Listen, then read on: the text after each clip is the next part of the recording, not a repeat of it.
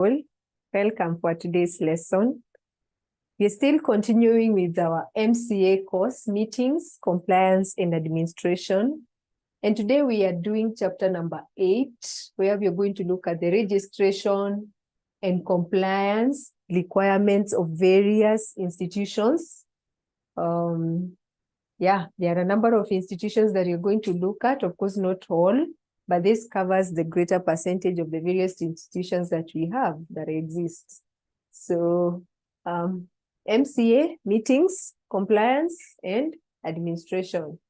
So we're going to start with the pensions fund, and maybe we need to define what is a pension fund. Yeah, malipo ya uzeeni, pension fund, the retirement benefits, that's the malipo ya uzeeni. I know many of us are young people, but there is something called malipo ya uzeeni that is called pension funds for our maybe parents, but we also start contributing as young as we are, so that when you hit 60, there will be something for you to take home. So we are saying that pensions fund is pooled monetary. Yeah, it's a pool of monetary contributions from people, or from pension, or from retirement income. It's like a pool where the people who are almost going for, it's for retirement income, yeah? So plan set by, it's actually started by the employer. The moment actually you get employed, you're supposed to be deducted some money that goes to your retirement benefit plan. So it is done by the employers or the organizations to provide for their employees or members retirement benefit. So it's a very good plan if well managed, because that money, when it is pulled together, it is put in an investment fund. Like maybe there are institutions that manage pensions, that maybe trade or also put the money in things like these things, money markets, yeah? Maybe those are some of the places that they also invest so that money can earn interest. So we're looking at what are the requirements for a pensions fund? How is it supposed to be registered? Do the employers ensure that the pensions fund they put their employees' money is compliant to requirements? So one of the things that needs to be considered when you're looking at pensions fund is the registration and licensing. If you look at all these things, yeah, all these bodies, yeah, one of the first thing that every institution or every institution, yeah, or organization is the issue of registration and licensing. And you're saying that pensions funds are typically required to register. So issues of registration comes in because it has to be registered. So pensions fund, issues of registration and licensing, pensions fund are typically required to register with the appropriate regulatory authority or government agency responsible for overseeing pensions plan.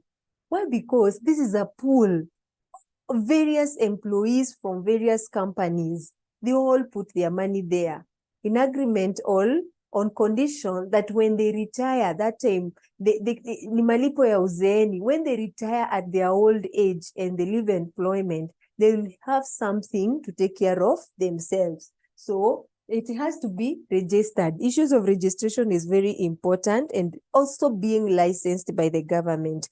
It has to be compliant, yeah? So the other thing is on the capital requirements. So that's number one, well registered. The other issue is on compliance. And we are saying that some countries may impose minimum capital requirements that pension funds must meet to ensure they have sufficient funds to fulfill their obligations to pension plan beneficiaries. So they have an amount that is set. Like, look at NSSF. You've been giving 200 every month. There's that figure that is set, yeah? Compliance, like you have to comply. Though as per this year, the deductions went higher. So it means that every company or every organization has to comply with the minimum amount to be deducted from every employee. Then there are also investment guidelines. This is money that needs to be invested. So there has to be investment guidelines. what guidelines do they use as they invest that money? If they choose the pension fund chooses to invest that money in a money market, what are the guidelines? What are the investment guidelines? Pension funds are often subject to specific investment guidelines and restrictions to ensure prudent and responsible management of funds assets. So that creates issues of responsibility, yeah, and also transparency and accountability. So it is prudent for that to be done. There has to be guidelines that dictates how the investment should be done or made. The other thing is on reporting and disclosure. Reporting and disclosure. And we are saying pension funds may be required to disclose certain information to plan participants, providing transparency about their benefits and contributions. So they are required to disclose certain information. Yeah, you can't just be putting money in maybe just investing money in that or this or investment fund, and that information is not disclosed to the people who, like maybe the employers who are in charge of the employees' money. So there has to be reporting and disclosure where the money is invested. That is a requirement. Fiduciary responsibilities. Those responsible for managing the pension fund, such as trustees or fund managers, have fiduciary duties to act in the best interest of plan beneficiaries and exercise prudence in managing the fund's assets. When it comes to issues of fiduciary, it's issues of personal interest. The interest of the group or the interest of the pensioners comes first. Yeah, because there are those people who are the trustees, the people who are entrusted with that money. They should not take advantage and have that money to benefit themselves, but they should look into the interest of the pensioners. So that's all we are talking about, the fiduciary responsibilities. Actuarial valuation. Pensions funds often need to undergo periodic actuarial valuations to assess the fund's financial health and its ability to meet future pensions obligations. Actuarial is in this regard that this money is kept for the future. Yeah, it is you giving this money when you're 20 or 23 or 24, when you're young and just employed, but you need this money when you are 60 and above. Yeah, so he's saying there has to be those periodic actuarial valuations, yeah, issues of evaluating that money to assess the fund's financial health, so that you may realize that maybe the fund the money has been put is not healthy and there is need to transfer to another fund. Yeah, so the issues of actuarial valuation are very important. Tax compliance, yeah, compliance with tax laws is essential to maintain the fund's tax exempt status if applicable. Issues of tax, because the individual is being taxed, does that money still go through tax? Those are some of the disclosures that need to be addressed. So society compliance. Public sector pension funds may need to comply with social security regulations and coordinate benefits with government social security programs. So a lot of these investments they are dictated by the government, like NSSF. So we're saying that social security compliance, it has to be checked whether it is complying with the constitution. So those are some of the requirements when we look at the issues of pensions, pension funds. And I believe that all of us here, if we are employed, we are contributing to NSSF, and also maybe identifying other private pensionable investments institutions where you can also put some money for your future. It is very important. Let's look at cooperative societies. Cooperative societies are autonomous. They are member-owned, yeah? Those ones are member-owned and members-controlled organizations that operate for the mutual benefit of their members. Some of these cooperative movements, some of them, they don't exist to make money, but they exist to, like these ones of housing, but they exist where people come together so that every member may get a house in future, all for the mutual benefit of every member in the cooperative movement.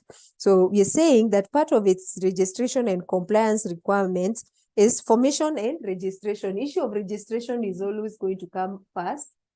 Registration, because it has to be registered for it to function. So that's number one. where we are saying that cooperative must draft laws to register with the appropriate government authority to operate legally. It has to be registered with the cooperative Ministry of Cooperative Societies. Number 2 is membership criteria. Membership criteria. How are members recruited into the team or into the group? Specific eligibility criteria are set for individuals or entities to become members of the cooperative. Now that is left to the members to agree how one should be become the criteria to use for members to become members in the society. Number 3, democratic structure. This is a cooperative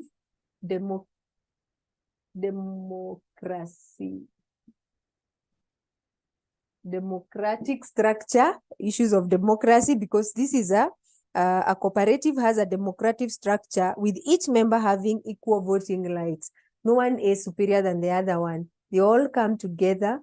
It is an autonomous society is an autonomous thing. So all the members have equal rights and it is owned by the members. So issues of democracy where each one they have all equal voting rights.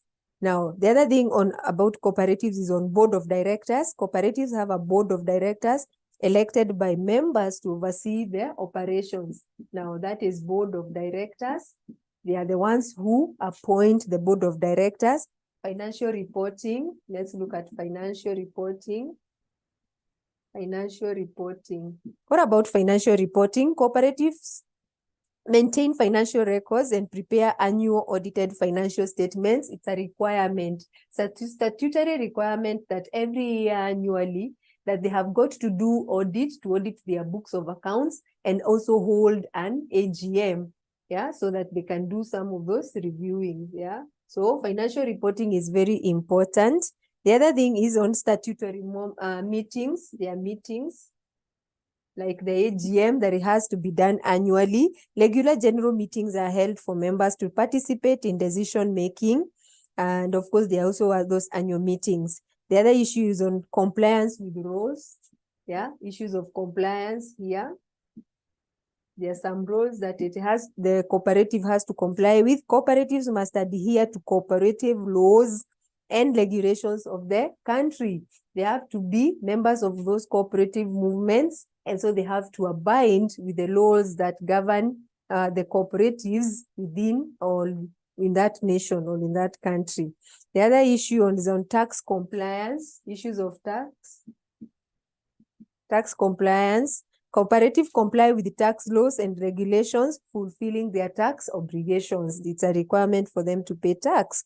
And the other, number 9, is social responsibility.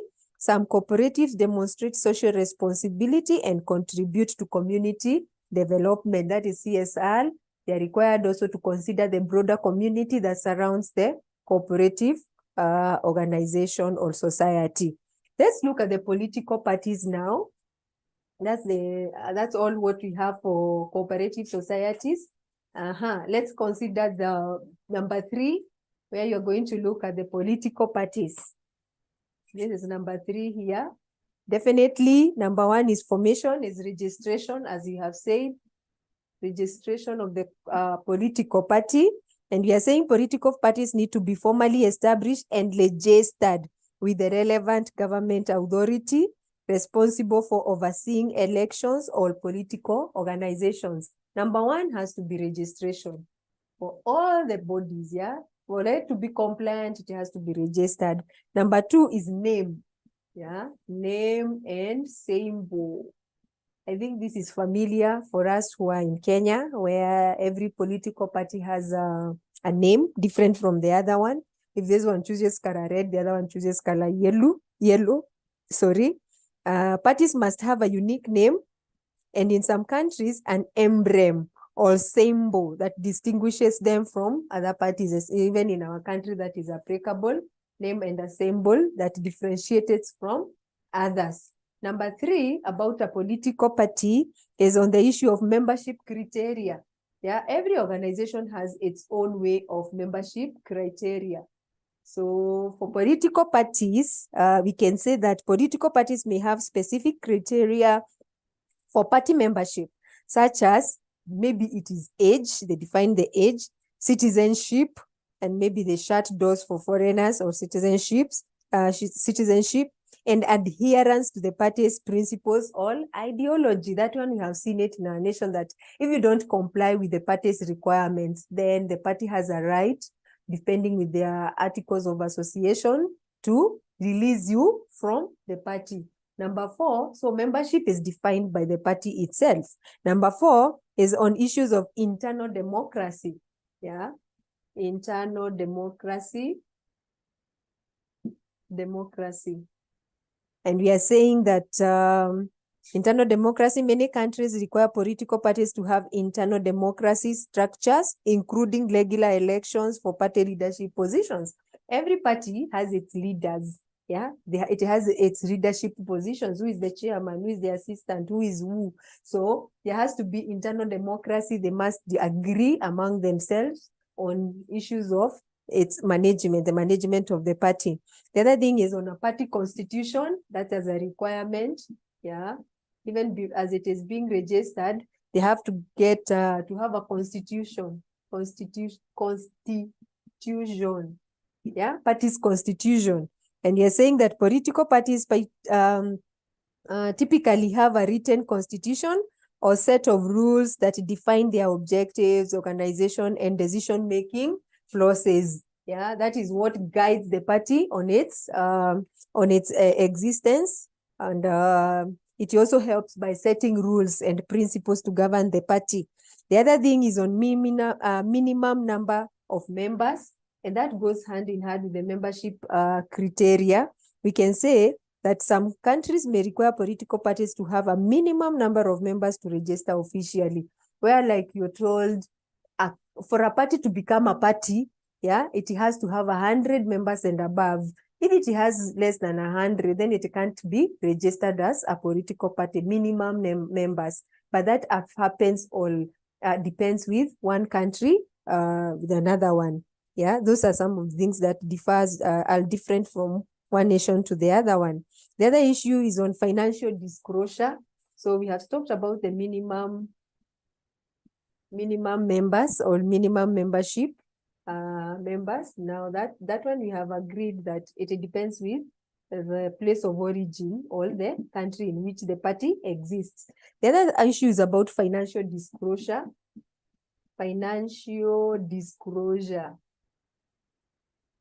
Financial disclosure, yeah. And when you're discussing the financial disclosure, we are saying political parties may be required to disclose their sources of funding, financial transactions, and campaign expenses to ensure transparency.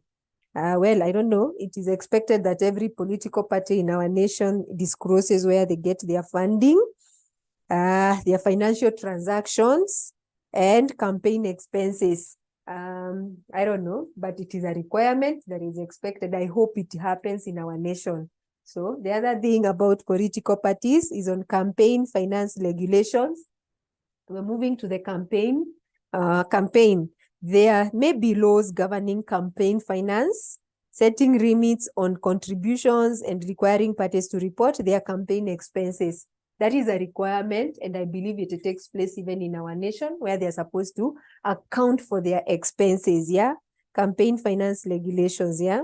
The other point or another item of interest is on public disclosure of assets. Every political party, by the way, like in our nation, they have a place where they gather all their political press house, yeah, a place where they do their meetings, they have their own assets. So we are saying in some countries, parties and their leaders may be required to declare their personal assets and prevent corruption and conflicts of interest. I hope even that is normally our political parties in the country, they comply with that. They're supposed to disclose their assets and make a difference or declare which are personal and which ones belongs to the party. Now, that's all we have for the political parties. Let's move to the public benefit organizations and see what they also is also required of it, all of them. public benefit organizations. This is where we are now. We are at that. And we are saying the first thing also maybe is to say that public benefit organizations, they are those non-profit organizations. They don't exist to make profit, though profit may become secondary, but their main intention is not to make profit. They are charitable organizations. All, another synonym is non-governmental organizations, NGOs, and they are all entities established for the public benefit or the common good. Literally, they are not made to make, they don't run to make profit like in all the other organizations. These ones are charitable bodies, yeah? So number one about them, about legal form, yeah? Let's look, this is a bit different. Let's look at the legal form. Legal form, yeah. So, and you are saying under legal form, public benefit organizations must adopt a legal form recognized by the country's laws, such as non-profit corporation, charitable trust, or associations. They must adopt a legal form. There's a legal form that they are supposed to come up with, or they're supposed to fill, and I believe that is what is used for, like for their registration. Yeah, depending with the country's laws, there is that form where they state who they are and what kind of task that they are up to. So that is a legal form. That is an equivalent of registration. Number two, about PBOs. Yeah, we can also call them, PBOs, public benefit organization. Number two about them is defining their mission and purpose. Now that they don't exist to make profit, then we have to know, they have to state their mission and they have to state their purpose. So PBOs should have a clear mission and purpose that aligns with providing public benefit or advancing specific charitable, education, religious, or social goals. Their mission should be just clear. Is it religious? Is it education? So we know these mission hospitals, mission schools. I mean, it has to define, the PBO has to have a well-defined mission or purpose. The other thing is also on registration with government authorities. So issues of registration still comes in, but for them, the first thing is a legal form.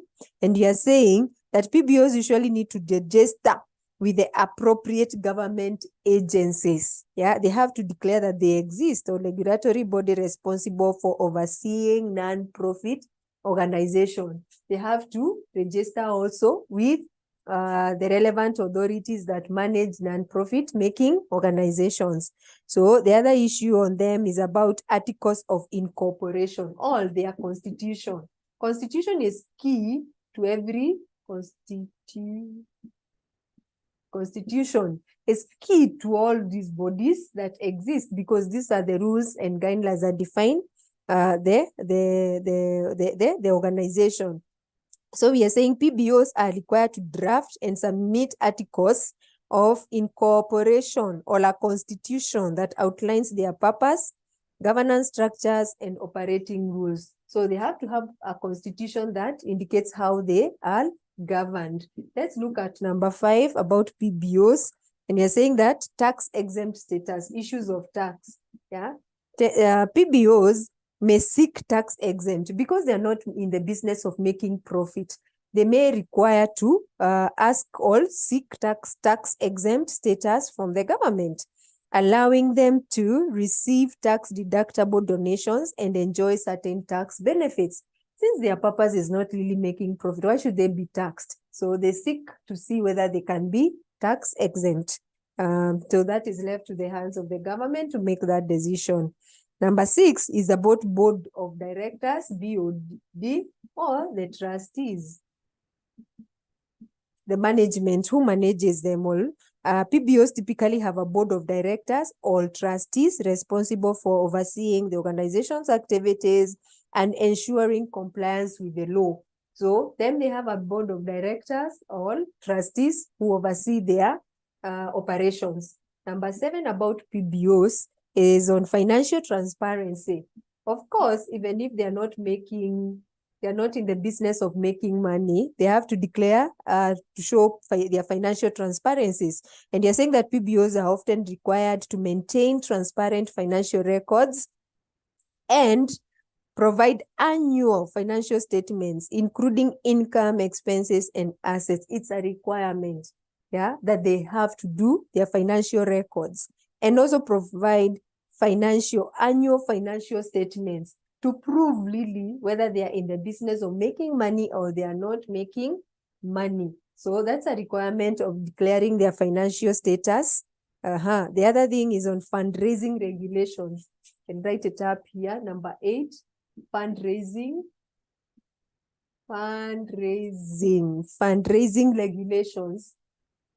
regulations. And we are saying under that there may be specific regulations governing fundraising activities. Remember, these are not money-making ventures. So they may be raising their funds to propagate their operations by doing fundraising activities, including registration with fundraising authorities and reporting on funds raised.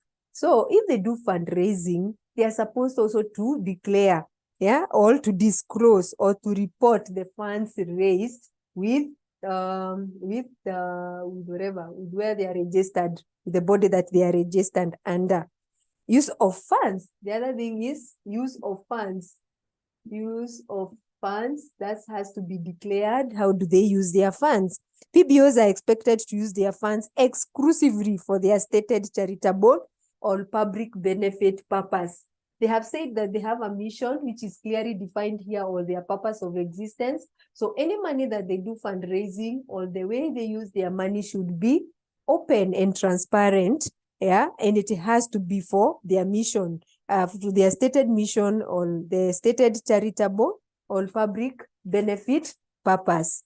Now, that one makes us come to the end of PBOs, and you're now going to look at the educational institutions. Educational institutions, that's our next body that you're going to look at.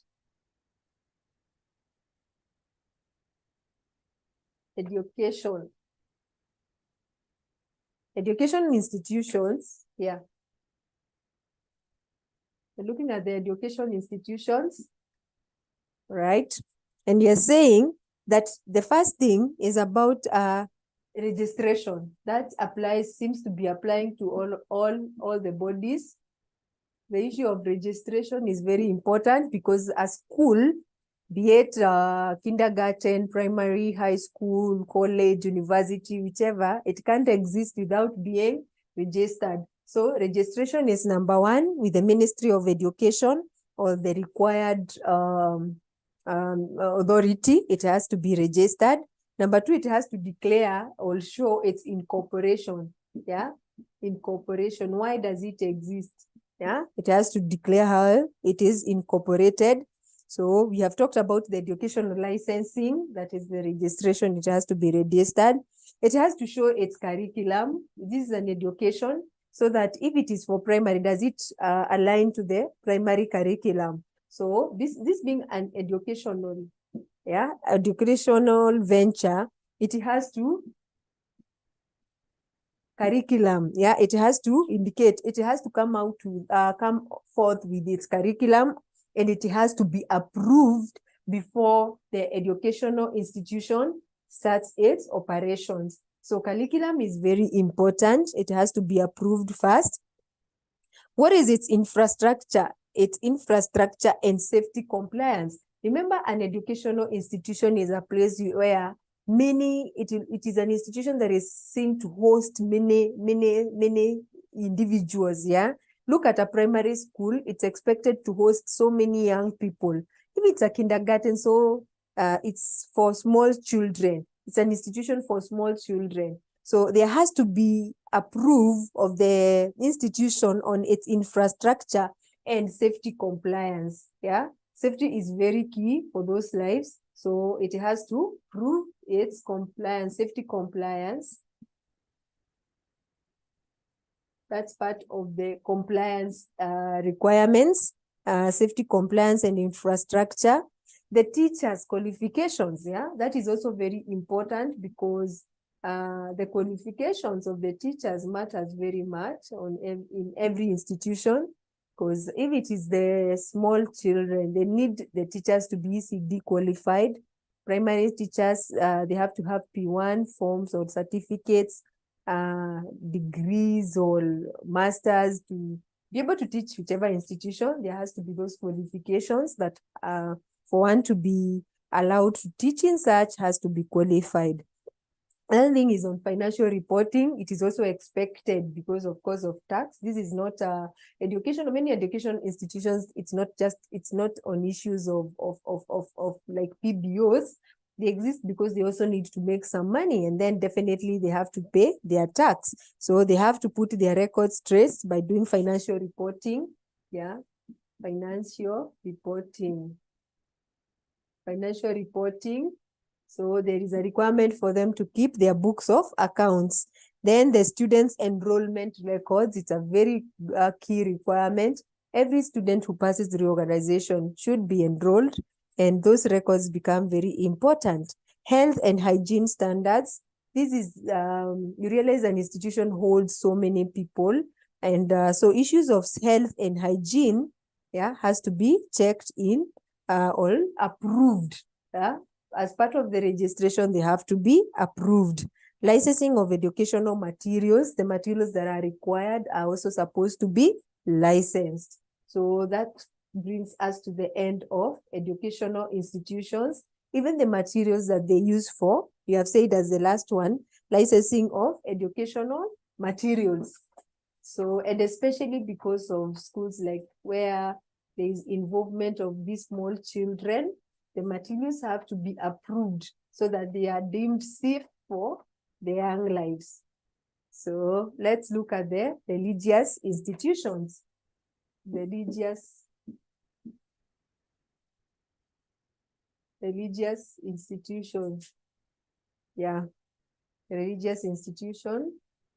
What about religious institutions?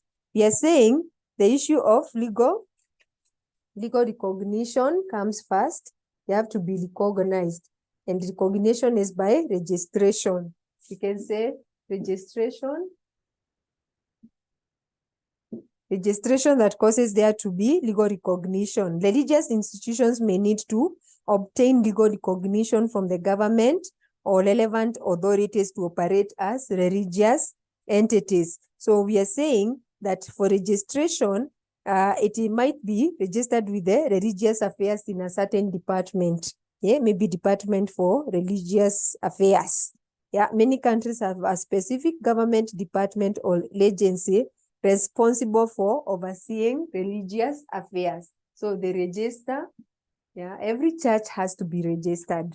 Not even church, every religious organization, be it a church, be it for the Muslims, be it for the Islams or whichever religion, it has to be registered with the government. So the other thing, they have to declare their incorporation.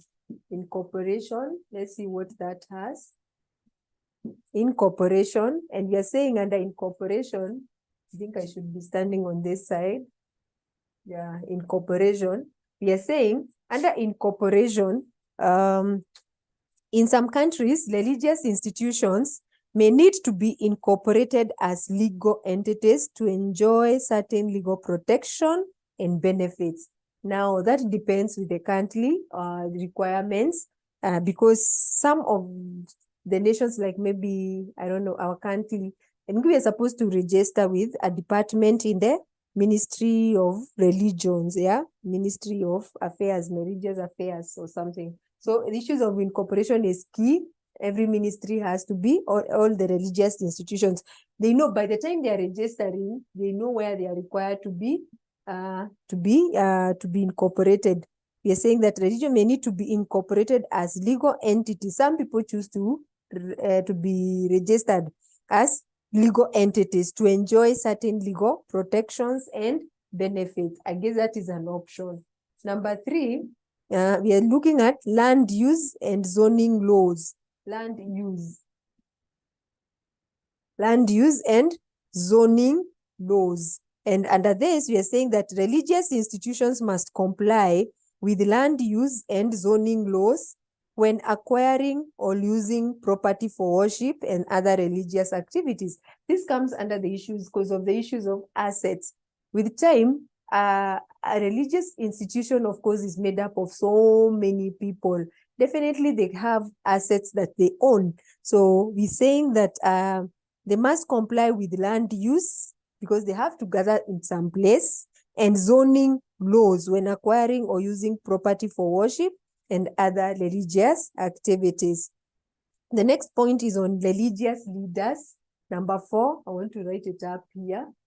Yeah, number 4, issues of the leaders themselves, the leaders of the institutions. And they're saying that for the leaders, some countries require religious leaders and clergy members to be registered or licensed with the government. It is very important because as a leader, you're in charge of so many people. It is very important that you are registered or you are a licensed clergy with the government. The number 6 or number 5 is on the issues of financial reporting. Financial reporting, and we are saying that religious institutions may need to maintain financial records and submit annual financial reports to ensure transparency and accountability.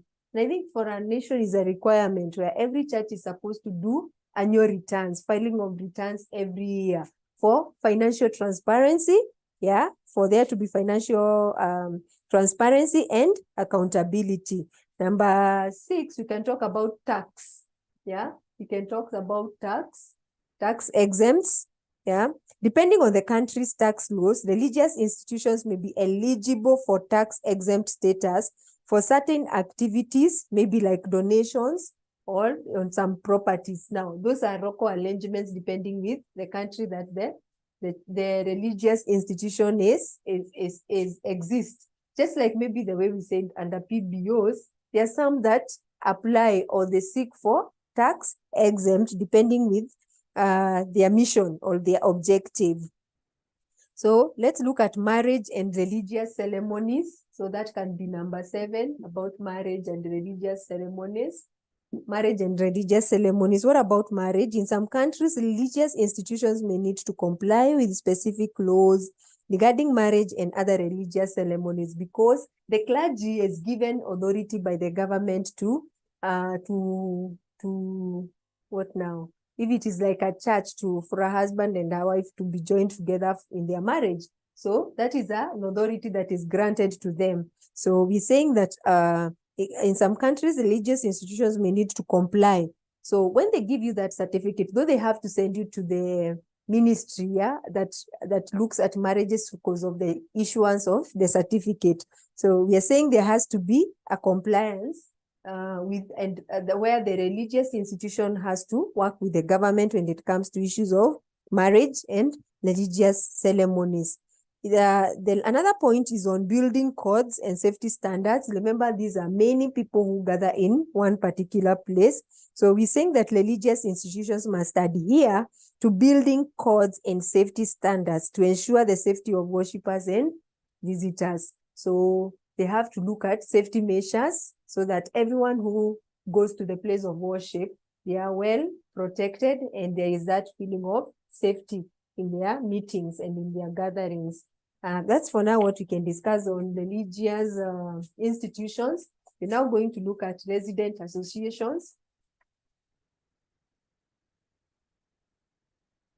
I want to believe that all of us here belong to religious institutions. You have identified your belief system or you are inclined to this belief system, and so you understand when it comes to religious institutions.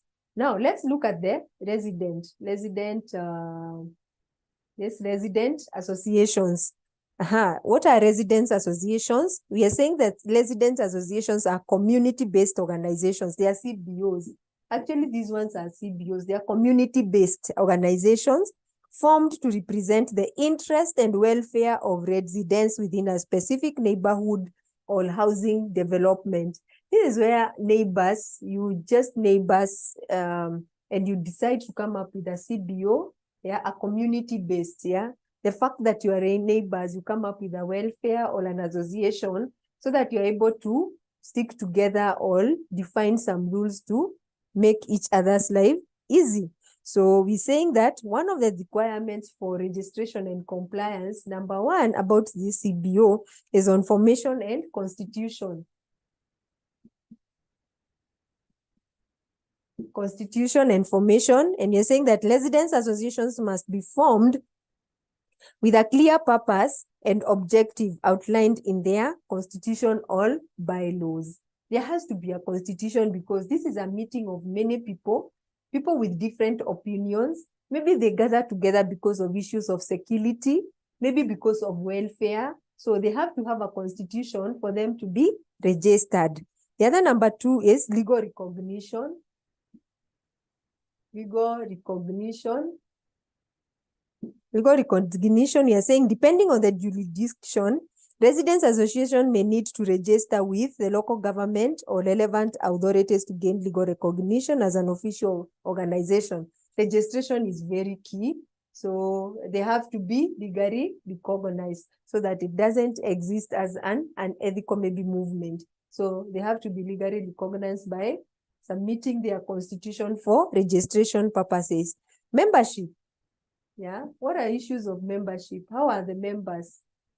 How do members get to join the association? So we're saying that membership, residents associations typically have membership criteria based on residency or property owned within the designated areas. So for an association to be formed, there has to be a reason or there has to be something that brings the neighbors together. Or we're saying that there has to be a criteria. Yeah, that is the thing. There is a criteria that is they normally use to base the reason for their coming together to form an association, and that defines the issues of membership. The other thing is on meetings and governance. How do they do their meetings? Meetings and governance. And we are saying regular meetings must be held to discuss community issues and make decisions. You can't form an association and you don't do meetings. They have to have a meeting so that they can agree on the issues that they defined in their constitution. So meetings, they do regular meetings or annual meetings or whatever. There's a way they define their meetings in their bylaws or constitution. Transparency and accountability. This is a group, remember, this is a group of many people. So there has to be transparency and accountability, because you can be sure for any association to run. Then there is issue of finances or money, where people contribute finances for the welfare. So there has to be transparency and accountability. So residents associations must maintain transparency in their operations, including financial matters, and be accountable to their members. You see, in their constitution, they define their structure. Who is their chairman? Who is their assistant? Who is the secretary? All those things. So, and maybe even the treasurer. So there has to be that transparency and accountability of the funds that they raise. Financial management. That is almost goes hand in hand with transparency and accountability. Residents associations may need to manage funds collected from members for maintenance, community projects, or other expenses. Number 7, you're saying, talking about constitution compliance. They have done a constitution, and so they must comply with the association. Constitution should comply with the laws and regulations of the country or locality where it operates. And that's why they have to have a constitution that every member is supposed to agree into those laws and regulations. And more so, as they get registered with the government, they are also saying that we are ready to comply with the nation or the country's regulations or the locality where they live, maybe the county at county level. Yeah. Community services and events. Definitely one of the reasons why residents associations exist is on issues of community services or events within the neighborhood. So we are saying that residents associations may organize community events social activities, or provide services to enhance the well-being of the residents. Yeah, so those things are very important. They must be having some events that bring them together, some social responsibilities, and some of those things that make them to be together. The other point is on issue of representation and advocacy. Yeah, we are saying that residents association represent the collective interest of residents and may engage in advocacy efforts to address community concerns. This is a group that comes together, like an example I know of a welfare association or a resident association that come together so that they protect their interest of, like, they put up homes or a gated community. So they decide that no individual or no resident should put up flats within the estate. And that becomes a rule, that becomes a law, that it is put in their constitution. So that helps too. And in the event a member defies that, then it becomes an issue of that needs to be addressed. And the association takes it up and can follow or sue such an individual. So when you consider issues of businesses, let's look at number 8 now, where we're looking at businesses, companies, partnerships, all those ones. One of the things that is very common about them, like business names, is that before a business is registered, it has to come up with a name, and a business names, it has to have a name. It has to come up with it has to be registered, get a name search, yeah, do a search of names so that you don't register a business that has a name that still exists, yeah. So business name is very important in the registration of a business. The business structure, who is who, or is it a sole proprietor? So the meaning that the owner becomes the sole proprietor is the owner, as in everything about that business ends on the sole person, yeah. Registration with the government, it has to be registered such that the government has overview to all the business that exists, and especially in this time of taxation on every business. So a business name, business structure, registration with the government. A business can also choose to have a trade name and a trademark, where a trade name distinguishes between trade names. You call this to distinguish, you call this name to distinguish yourself from another entity. But then a trademark is an issue of branding your products or your services to ensure proper registration if applicable. The other thing about a business name is by compliance with naming rules, where we have said no business is supposed to have a name similar to another business, and disclosure and transparency, and licensing and permits. So for a business to exist, it has to have a name, and it has also to be registered. If we look at a partnership, those are 2 or more people who come together to do a business. 2 or more individuals or entities coming together to carry a business for profit purposes. So there has to be a partnership agreement. The 3 partners or 4 partners or the different number of partners have to come together and come up with a partnership deed or agreement that helps to define all the requirements on what the members are up to. Then they have to have a business name, which has to be registered also with the businesses to be registered. They also have to have a PIN or a tax compliance, tax identification number, licenses and permits, compliance with Partnership Act, financial record keeping, and annual filings. Those are some of the things that partnership have to go through for them to exist. When it comes to matters of companies, that one we have covered in a previous topic.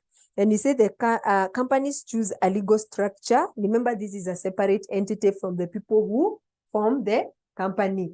So they have to have a structure, their legal structure. They have to choose a name for the company and ensure it is not already in use by another business. And that's why you have to do a name search just for any business, a partnership, and also for a company. You've got to have a separate name different from any other entity that exists. The other thing is on drafting a file. As a company, definitely we talked about the articles of association. We talked about the memorandum of association. Those things must be there for a company to be registered. So in the memorandum of an association, that's where the company's address is written or shown. It identifies the company directors and shareholders. And then, of course, business licenses and permits, tax identification number, financial reporting, all those things goes about to business or for a company to be registered. Let's look at a foreign branch establishment. If a company decides to be global, or where it decides to go beyond the local boundaries, then it becomes foreign. A foreign branch, there's one here now, number 9. A foreign branch establishment is a subsidiary, or a branch of a foreign company that operates in a different country. That becomes foreign. When you open a branch if you're in Kenya and you open a branch in Uganda, Tanzania, or any other country, now that becomes a subsidiary or a foreign branch. So once that happens, it has to be registered also. There is approval from regulatory authorities. You can't just open a branch in another country and don't have approval from the regulatory authorities. It has to indicate its legal structure. It has to indicate its name. It has to indicate its registration with the government, its registered address, local business licenses, compliance with foreign investment laws, because now when it goes to foreign, it goes out of the local. It has also to define the foreign investment laws. It has to have its financial records or financial reporting. And also it has to comply with the host country where it opens its subsidiary. Those are some of the things. This is also should have fallen here under the registration of businesses. The only difference is that this one now it's foreign. It has a branch in another country. So when we look at the constitutive documents, we are saying that those documents, how do we draft them, alter them, register them? Constitutive documents, we covered it in a previous topic where we looked at the memorandum of association. Maybe we can start with that one. Of course, there was the other one, articles of association. And then number 3, bylaws. Those are the constitutive, form the constitutive documents. And we said that memorandum of association is a fundamental document. For every company to exist, it has to have a memorandum of association. It's a fundamental document that sets out the company's constitution. It sets out the company's constitution, objectives, and scope of activities. It includes details such as the company name. This one here defines the company's name. Indicates the company's name. That's number 1. Registered office, the address. The company's address. It also indicates its objectives with existence, liability of members, and authorized share capital for companies. It also discusses about the share capital arrangements of the company. The MOA is signed by the company's initial members, those are the shareholders, and must be filed with the registrar during company registration. So this is a very key document when a company is being registered. It has to have MOA, Memorandum of Association, for any company to be registered. This is a constitutive document. It has to be there. Let's look at the AOA, which is Articles of Association.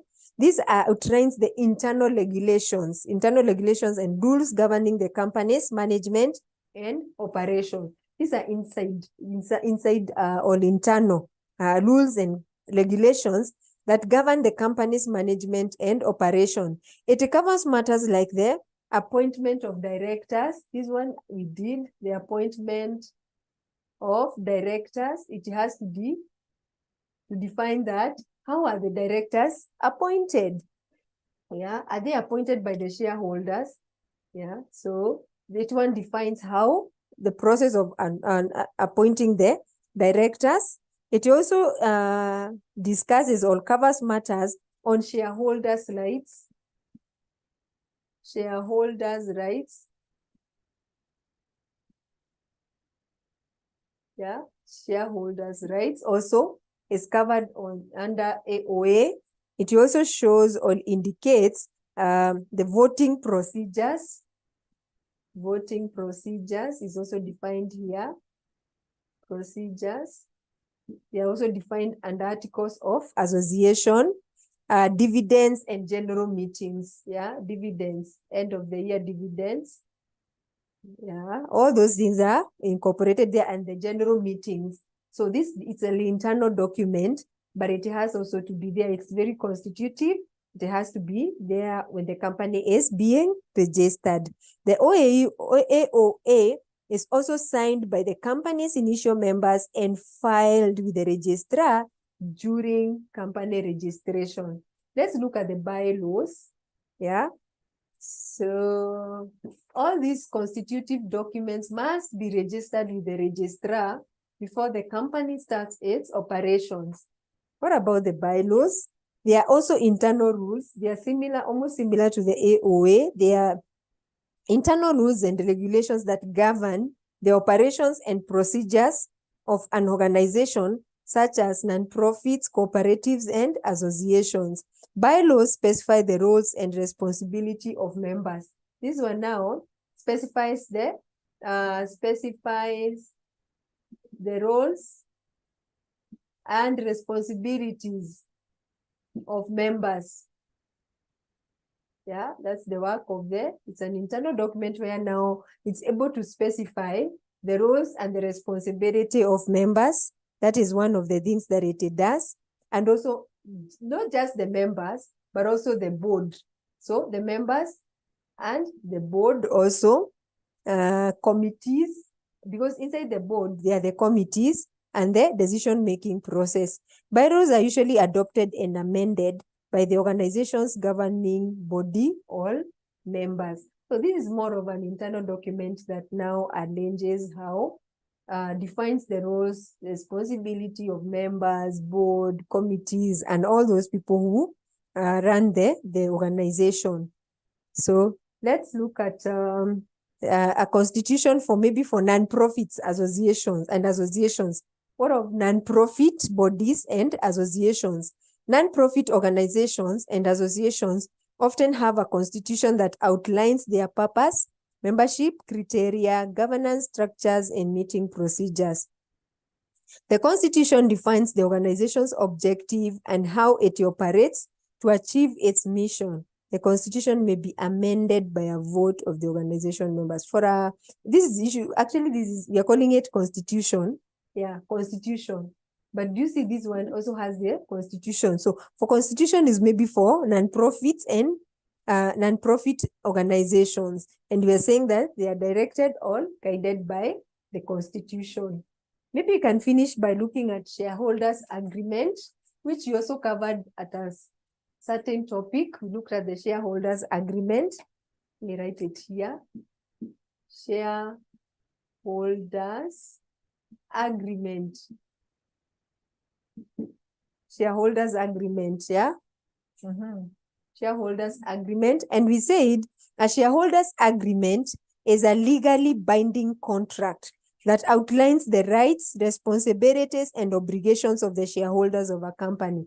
This one is an agreement. Remember that the organization is run by the board, yeah? And the board is appointed by the shareholders, yeah? The shareholders. So the board acts in the interest of the principal. So we are saying the shareholders have some agreement. They have a document that is called shareholders agreement. It is a legally binding contract that outlines the rights, responsibilities, and obligations of the shareholders of a company.